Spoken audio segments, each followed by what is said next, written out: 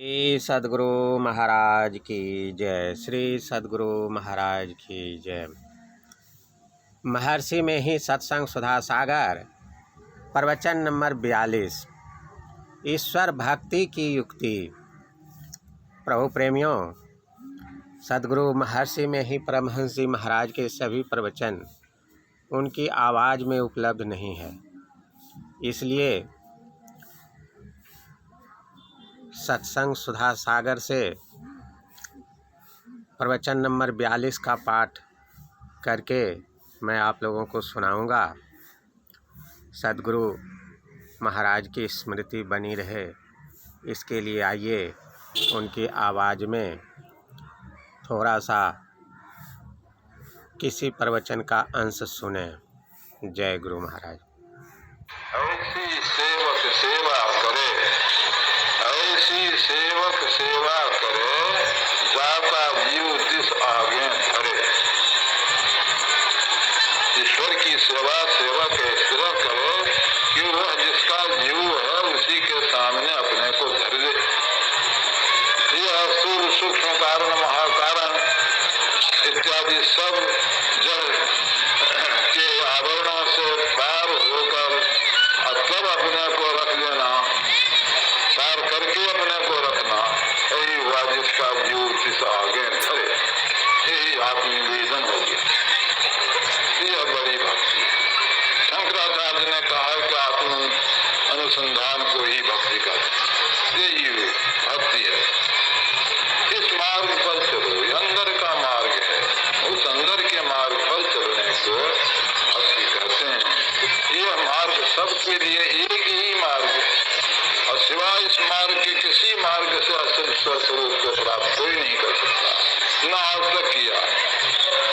मुझको ख्याल बड़ा मजबूत हो गया, विचार बड़ा मजबूत हो गया। इस पर जितना जो कोई हमसे बातचीत करना चाहे उतना हम बातचीत कर सकते हैं और फिर हम सिद्ध कर देंगे कि यही रास्ता कोई रास्ता नहीं। तो प्रभु प्रेमियों, अभी आप लोगों ने सद्गुरु महाराज की आवाज़ में ईश्वर भक्ति के बारे में सुन रहे थे। आइए अब महर्षि में ही सत्संग सुधा सागर के प्रवचन नंबर 42 को सुने। धर्मानुरागिनी प्यारी जनता, मैं ईश्वर भक्ति के बारे में इस समय कहूँगा और यही एक विषय है जिस पर मैं बराबर कहता हूँ। संसार में लोग सुख पाने के लिए चाहते हैं, परंतु सांसारिक वस्तुओं से सुखी नहीं होते हैं, यह प्रत्यक्ष है। यहाँ जो अल्प सुख मालूम होता है, इससे तृप्ति नहीं होती। जिस सुख से तृप्ति होती है वह अलौकिक है और वह सुख ईश्वर की प्राप्ति में है। सद्ग्रंथों से ऐसा ही विदित होता है। ईश्वर की भक्ति से सब दुखों का अंत हो जाता है और किसी दूसरे उपाय से उसका अंत नहीं हो सकता है। राका पति खोड़स वही तारागन समुदाय, सकल गिरिन दवलाये बिनु रवि राति न जाय। ऐसे ही बिनु हरि भजन खगेसा, मिटहि न जीवन केर कलेसा। अर्थात पूर्णिमा के 16 चंद्रमा अथवा 16 कलाओं से युक्त चंद्रमा उगें, तारे गणों के सब झुंड भी उगें, सब पर्वतों में आग लगा दी जाए, परंतु बिना सूर्य के रात नहीं जाती। हे गरुड़ जी, इसी प्रकार बिना हरि भजन किए जीवों का क्लेश नहीं मिटता। ईश्वर भक्ति करने के लिए ईश्वर स्वरूप का ज्ञान होना चाहिए। स्वरूप निर्णय हुए बिना उसकी भक्ति कैसे की जाए, विदित नहीं हो सकती है। ईश्वर के लिए कोई उसे साकार कहते हैं, कोई निराकार कहते हैं और कोई साकार निराकार दोनों कहते हैं। सर्वव्यापी होने के कारण सब रूपों में वे रहते हैं, इसलिए वे सर्वरूपी हैं। अतएव रूप सहित साकार हैं। कोई रूप स्थूल साधारण दृष्टि से और कोई रूप सूक्ष्म दिव्य दृष्टि से दर्शित है, किंतु रूप और रूप में बसने वाले में भेद है, जैसे क्षेत्र और क्षेत्रज्ञ में भेद है। क्षेत्र रूप इंद्रिय गोचर होने के कारण लोग पहचानते हैं, किंतु क्षेत्रज्ञ इंद्रिय गोचर नहीं रहने के कारण लोग नहीं पहचानते हैं। ईश्वर स्वरूप निर्णय के लिए संतों की वाणियाँ हैं। स्वरूप अखंडित व्यापी चैतन्य चैतन्य, ऊंचे नीचे आगे पीछे दाहिन बाएं अनन्य, बराते बड़ा छोड़ते छोटा, मिहिते सब लेखा, सबके मध्य निरंतर साईं, दृष्टि दृष्टि सो देखा। चाम चश्म सो नजर न आवे, खोल रूह के नैना, चून चगोन वजूद न मानो, तय सुभा नमूना ऐना।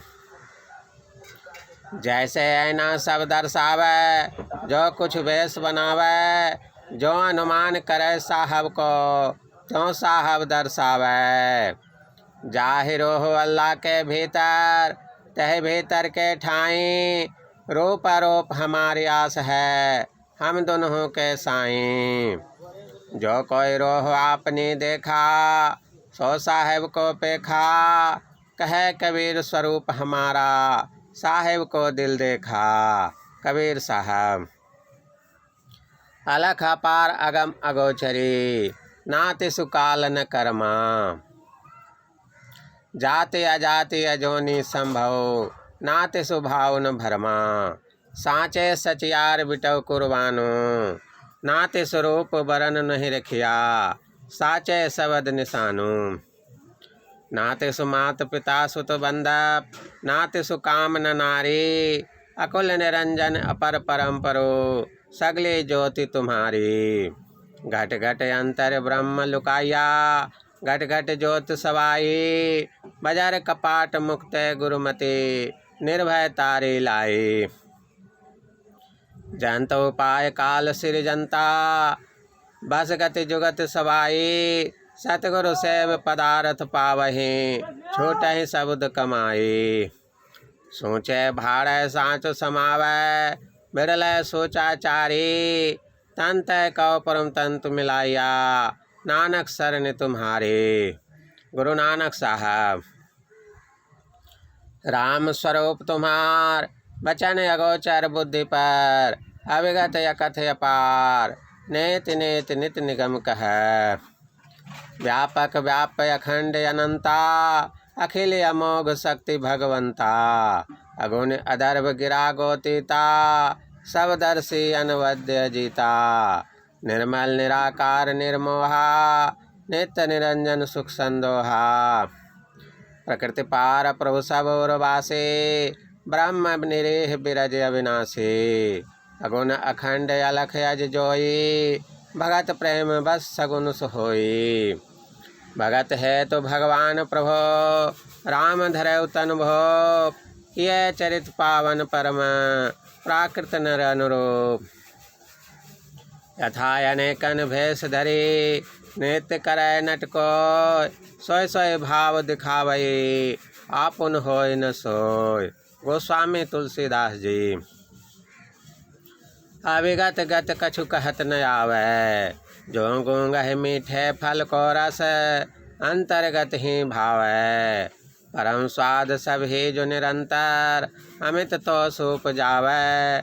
मन वाणी को अगम अगोचर, सो जाने जो पावै। रूप रेख गुण जाति जुगत बिनु, निरालंब मन चक्रित धावै। सब विधि अगम विचार हिताते, सोर सगुन लीला पद गावै। संत सूरदास जी। मुक्तिकोपनिषद में श्री राम जी का अपने स्वरूप के विषय में हनुमान जी से ऐसा ही कथन है। अशब्दम स्पर्शमरूपमव्यम तथा रसम नित्यामगंधवच्च यत् अनाम गोत्रम मम रूपमीदृशम भजस्व नित्यम पवनात्मजार्तिहन। जो संत वाणी से मिलता है, जिसकी सीमा नहीं है, ऐसा एक तत्व अवश्य है, ऐसा बुद्धि को जचता है। सबको शांत शांत कहने से प्रश्न होगा कि सब शांतों के पार में क्या है। सारे शांतों के पार में अनंत कहे बिना प्रश्न हल नहीं होता। इसी अनंत को संतों ने परमात्म स्वरूप माना है। जो अनंत है वह सबसे विशेष झीना है। विशेष झीना होने के कारण वह सब में व्यापक है और सबसे बाहर भी है सब में सब ही ते न्यारा। जीव जंतु जल थल सभी में शब्द व्यापत बोलन हारा। कबीर साहब। इंद्रिय गोचर रूप को आँख से देख सकते हैं, इसलिए ठाकुर बारी में चित्र रखते हैं, दर्शन करते हैं। कितने को सगुन का दर्शन हुआ, किंतु दर्शन होने पर जब उन देवों ने कहा यह करो और वह करो, तब जानना चाहिए कि यदि रूप दर्शन से ही काम समाप्त हो जाता, तब फिर और काम करने की आज्ञा श्री राम या श्री कृष्ण क्यों देते। श्री कृष्ण ने अर्जुन को दिव्य दृष्टि दी, जिससे अर्जुन ने उनके दिव्य रूप का दर्शन किया। इंद्रियों से दर्शन होने योग्य रूप से दिव्य दर्शन श्रेष्ठ है, किंतु इससे भी परे और कोई स्वरूप है जिसे दिव्य दृष्टि से भी नहीं देख सकेंगे, आत्मदृष्टि से देख सकेंगे। जागृत की दृष्टि, स्वप्न की दृष्टि, मानस दृष्टि और दिव्य दृष्टि के बाद पांचवी दृष्टि वह है जहाँ स्थूल सूक्ष्म कारण महाकारण कोई जड़ शरीर नहीं रहता। अर्जुन को दिव्य दृष्टि मिलने पर भी वह देह के साथ था, मामूली दृष्टि नहीं रही, दिव्य दृष्टि हुई। भगवान के तेज के कारण से अर्जुन को भय हो रहा था। भगवान की कृपा से वह उस दर्शन को कर पाता था। सीता जी की खोज में श्री राम लक्ष्मण दोनों भाई जाते हैं। अगस्त मुनि के आश्रम में आते हैं। मुनि जी ने श्री राम से कहा, शिव जी की उपासना करो, पाशुपत्र अस्त्र मिलेगा, तब रावण मारा जाएगा। श्री राम ने तप किया, शिव जी के विराट रूप का दर्शन हुआ। लक्ष्मण बेहोश हो गए और श्री राम ठेवने के बल बैठ गए। शिव गीता पढ़िए। यह आपस की लीला उन लोगों ने की थी। अर्जुन श्री कृष्ण के विराट रूप का दर्शन करता है और विनती भी करता है। जो अवयव युक्त पदार्थ है उसको देखता है। अनेक रूप होकर व्यापक होना पूर्ण सर्वव्यापकता नहीं है। अनेक में एक दो की गिनती तब होगी जब उनके बीच में कुछ अवकाश हो। ऐसी अवस्था में बीच के अवकाश में वह व्यापक नहीं होता है, किंतु जो एक ही तत्व अत्यंत सघनता से ऐसा फैला हो कि एक दो की गिनती नहीं हो सकती, उसे दिव्य दृष्टि से भी नहीं देख सकते। चेतन आत्मा ही उसका दर्शन कर सकती है।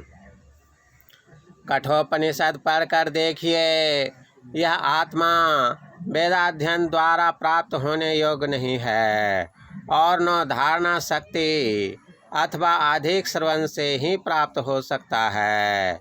यह साधक जिस आत्मा का वर्णन करता है उस आत्मा से ही यह प्राप्त किया जा सकता है। उसके प्रति यह आत्मा अपने स्वरूप को अभिव्यक्त कर देता है।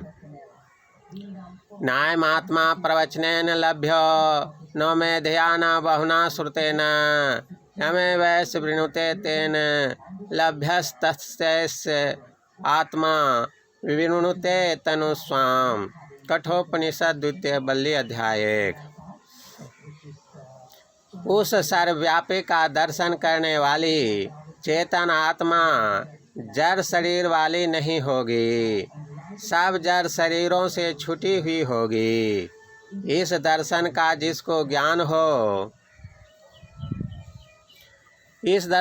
जिसको ज्ञान हो जाता है वह जानता है कि शरीर में रहते हुए शरीर संबंधी दर्शन होता है, परंतु जब तक चेतन आत्मा स्वयं शरीर में लिप्त है तब तक अलिप्त सर्वव्यापी का दर्शन वह नहीं पा सकती है। भक्ति साधन के आरंभ में ही यह दर्शन होने योग्य है। स्थूल में रहता हुआ स्थूल पदार्थ को ही ग्रहण कर सकता है, इसलिए ईश्वर भक्ति में पहले स्थूल उपासना है। श्री राम ने नवधा भक्ति में बतलाई है। प्रथम भगत संतन कर संगा, दूसर रतिमम कथा प्रसंगा। गुरुपद पंकज सेवा, तीसरी भगति अमान, चौथी भगति मम गुणगण, करई कपट तजगान। मंत्र जाप मम दृढ़ विश्वासा, पंचम भजन सुवेद प्रकाशा। छठदम शील विरत बहु कर्मा, निरत निरंतर सज्जन धर्मा। सातम समोहिमय जग देखा, मोते संत अधिक कर लेखा। आठम जथा लाभ संतोषा, सपनों नहीं देखे पर दोषा। नवम सरल सब संसलहीना, मम भरोसे ही हरस न दीना। पहली से पांचवी भक्ति तक स्थूल भक्ति है। मंत्र जप स्थूल ज्ञान में होता है। इसके आगे छठी भक्ति में दमशील बनने कहते हैं, अर्थात इंद्रियों को रोकने का स्वभाव वाला होने कहते हैं। जब तक नाम जपते थे तब तक मन में था ईश्वर का नाम जपते हैं, किंतु अब छठी भक्ति से ईश्वर का क्या संबंध हुआ। पहले जो जप करते थे उससे विशेष काम हुआ। इंद्रियों का दमन करने के स्वभाव वाले होने के कारण विषय से निर्विषय की ओर जाते हैं। रूप रस गंध स्पर्श और शब्द, इन 5 विषयों से चित्त हट जाएगा। कम से कम स्थूल विषय से सूक्ष्म विषय में तो अवश्य गति हो जाएगी। श्री राम ने प्रजा को जो उपदेश दिया, यही तन कर फल विषय न भाई, सो विषय त्याग दम के साधन से ही होने योग्य है। पहले स्थूल विषय छूटेगा, फिर सूक्ष्म विषय। इंद्रियों के निग्रह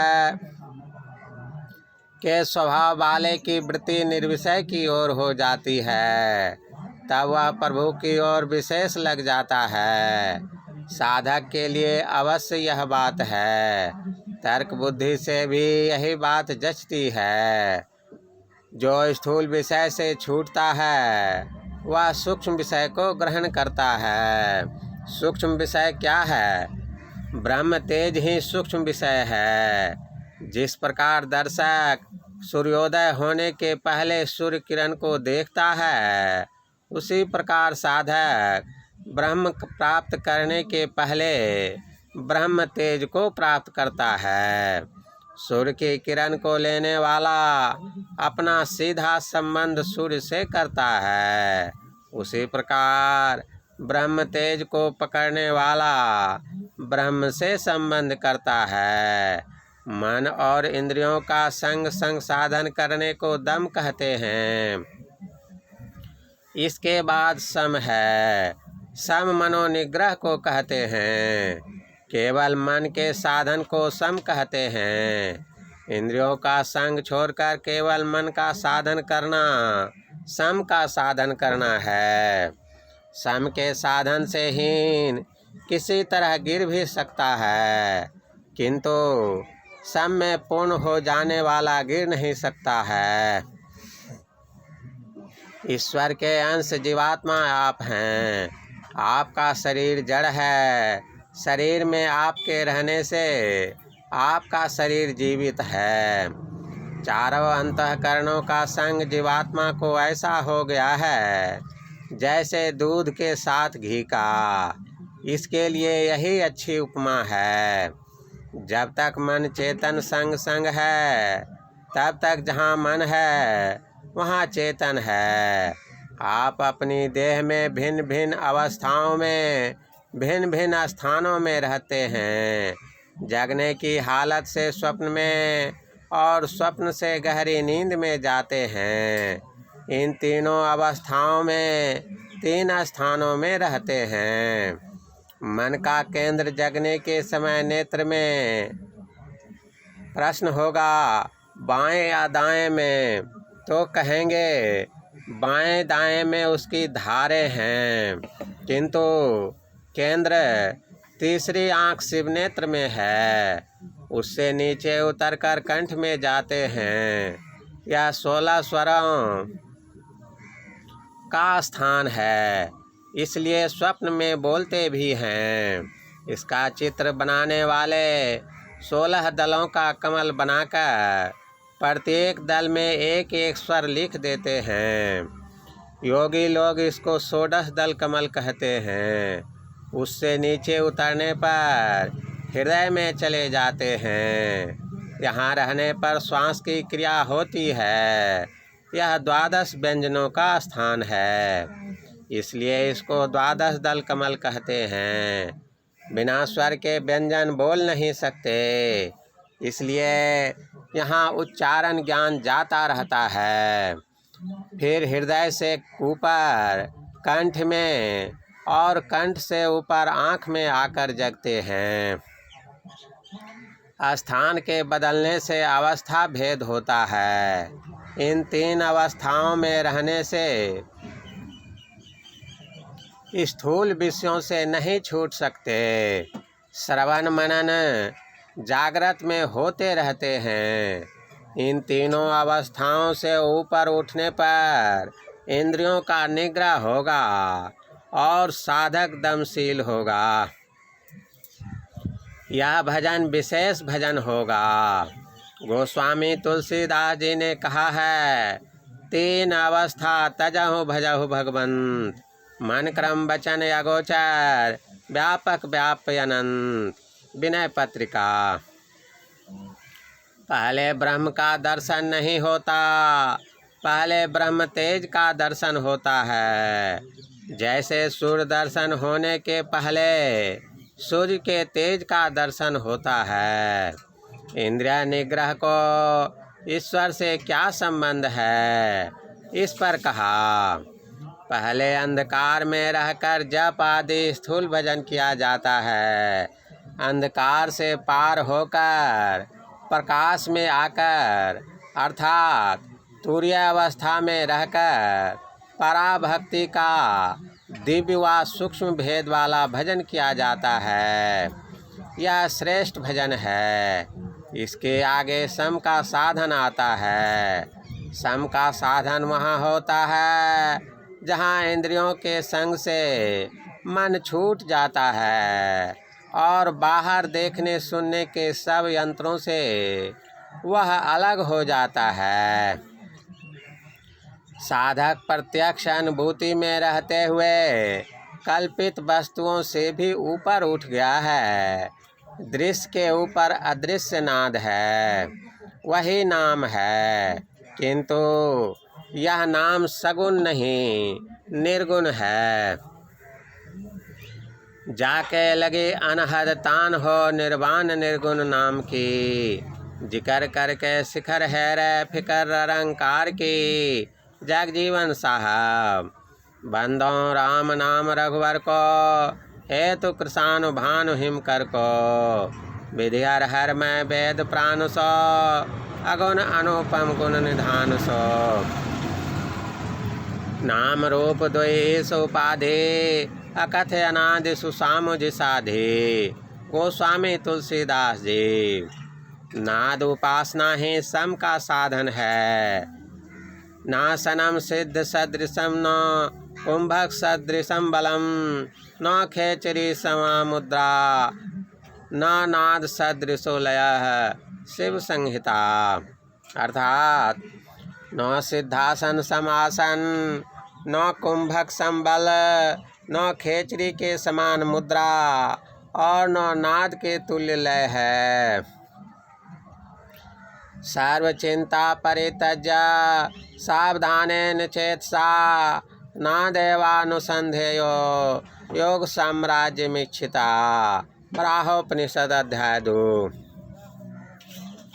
अर्थात योग साम्राज्य की इच्छा करने वाले मनुष्यों को सब चिंता त्याग कर सावधान होकर नाद की ही खोज करनी चाहिए। नाद ग्रहंतश्चित्त मंतरंग भुजंगमः विस्मृत्य विश्वमेकाग्रः कुत्र चिंतहि धावति। मनोमत्त गजेन्द्रस्य विश्वध्यानचारिणः नियमान समर्थोऽयं निनादो निशितांकुशः। नादोत्तरंग सारंग बंधने बागुरायते अंतरंग समुद्रस्य रोधे बेलायते पिवा। नाद बिंदुपनिषद। अर्थात नाग रूप चित्त का अभ्यास करते करते पूर्ण रूप से उसमें लीन हो जाता है और सभी विषयों को भूलकर नाद में अपने को एकाग्र करता है। वह नाद मदांध हाथी रूप चित्त को जो विषयों की आनंद वाटिका में विचरण करता है रोकने के लिए तीव्र अंकुश का काम करता है। मृग रूपी चित्त को बांधने के लिए यह नाद जाल का काम करता है। समुद्र तरंग रूपी चित्त के लिए यह नाद तट का काम करता है। सांप बाहर में टेढ़ा मेढ़ा चलता है किंतु बिल में जाने के समय सीधा हो जाता है। उसी प्रकार यह मन टेढ़ा है, नाद में प्रवेश करने पर सीधा हो जाता है। तात्पर्य कि नाद उपासना में सम मनोनिग्रह का साधन पूर्ण होने पर नवधा भक्ति की 7वीं भक्ति पूरी हो जाएगी। इसके पूर्ण होने से परमात्मा राम के स्वरूप की प्राप्ति हो जाएगी। परमात्मा राम के स्वरूप की प्राप्ति हो जाएगी क्योंकि सद में अपने उद्गम स्थान पर आकर्षण करने का गुण होने के कारण उपासक उससे ब्रह्म तक खिंच जाएगा। शरीर और इंद्रियों से रहित होकर वह अपने को प्रत्यक्ष परमात्मा की शरण में अर्पित कर देगा। यह बड़ी ऊंची भक्ति है। ऐसी सेवक सेवा करे जिसका जीव तिस आगे धरे। गुरु नानक देव जी के इस आदेश का वह ठीक ठीक पालन करेगा। यही असली शरणागत होना है, यही आत्मनिवेदन है। किसी के सम्मुख अपने शरीर को गिरा देने से अथवा मन को भी अर्पित कर देने से आत्मनिवेदन नहीं कहा जा सकता है। श्रीमद् भगवद गीता के 18वें अध्याय में भगवान श्री कृष्ण ने अर्जुन से कहा, सब धर्मों को छोड़कर मेरी शरण में आ जा। सर्वधर्मान परित्यज्य मामेकं शरणं व्रज। गीता अध्याय 18 श्लोक 66। भगवान तो अर्जुन के सब प्रकार से अवलंब थे ही और अर्जुन भी भगवान की शरण में तन मन से थे ही। फिर भगवान ने ऐसा क्यों कहा? केवल मानसिक निवेदन पूर्ण निवेदन नहीं है, मानसिक और बौद्धिक निवेदन तक ही निवेदन का भाव पूर्ण रूप परिपुष्ट और ध्रुव दृढ़ नहीं होता है। अतएव ऐसा भक्त नीचे भी गिर सकता है किंतु जिसने बाह्याभ्यंतर इंद्रियों से ऊपर उठकर कैवल्य दशा को प्राप्त कर आत्मनिवेदन किया है वह कदापि गिर नहीं सकता है। ऐसा होकर शरण में आना अर्जुन के लिए भगवान का उक्त आदेश जानने में आता है। इस प्रकार भक्ति का साधन करते हुए आप किसी इष्ट को मानिए। राम कृष्ण शिव सब एक ही है, क्योंकि पृथक पृथक रूपों में पृथक पृथक आत्मा नहीं बल्कि एक ही आत्मा है। भक्त उस आत्मा का आत्मनिवेदन करके भक्ति का साधन समाप्त करता है और परम गति को प्राप्त करके सारे क्लेशों से छूट जाता है। भक्ति साधन में तन मन की पवित्रता अत्यंत अपेक्षित है। इस हेतु पंच पापों व्यभिचार, चोरी, नशा, हिंसा और झूठ से बचिए। सदाचार का पालन कीजिए। सदाचार का पालन किए बिना भक्ति पथ पर कोई एक डेग भी नहीं चल सकता है। सदाचार को ध्यान का बल है और ध्यान को सदाचार का बल है। एक के बिना दूसरा नहीं बढ़ सकता, दोनों में बड़ा मेल है। बढ़ते बढ़ते जहाँ तक बढ़ना चाहिए दोनों बढ़ जाते हैं। दोनों का साधन संग संग होता है। पूजा पाठ कीजिए, त्रैकाल संध्या कीजिए। भक्ति का साधन धीरे धीरे बढ़ते बढ़ते बढ़ेगा। इसके लिए घर छोड़ने की जरूरत नहीं। कोई उपासक बनिए, सांप्रदायिकता के फेर में नहीं आइए। श्री सद्गुरु महाराज की जय। यह प्रवचन जवाहर टाउन गया में दिनांक 17/9/1953 ईस्वी को श्री गौरी शंकर एवं श्री लक्ष्मी नारायण डालमिया के द्वारा आयोजित सत्संग में हुआ था। श्री सद्गुरु महाराज की जय।